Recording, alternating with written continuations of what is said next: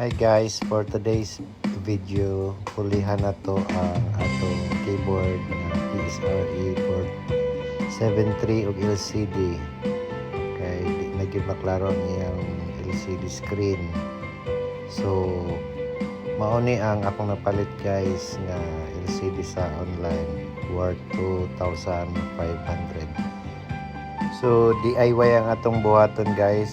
Untana mapulihan na to na successful ang LCD nga dili ma-damage ang keyboard. So unang-una gitanggal nako ang mga screws. Tapos pag open niya makita na nimo ang mga strips na nakakonek sa LCD. So syempre tanggalon nimo na siya. O pag matanggal na siya napanay mga screw na imong tanggalon para ma-open siya. So after nimo matanggal guys, mao na yang iyang old na LCD. So mao na imong pulihan. So hinay-hinay lang para di ma-damage ang LCD nga board. So after ana itanggal lang ako ang iyang rubber. Then pulihan din na dayon na to bag-o nga LCD.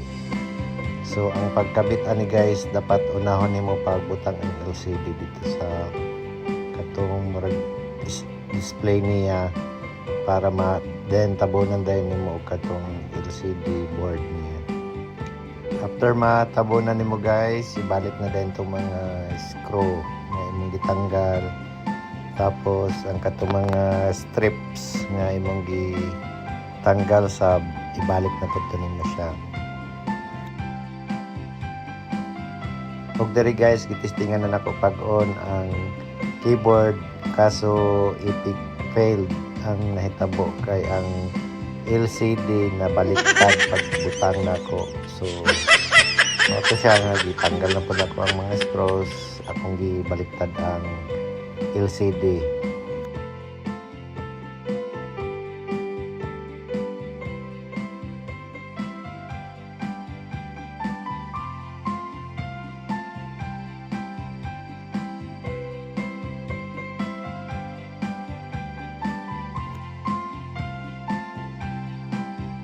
So this is the moment guys, finally successful ang atong gibuhat nga pagpuli og LCD sa atong keyboard nga PSR 473.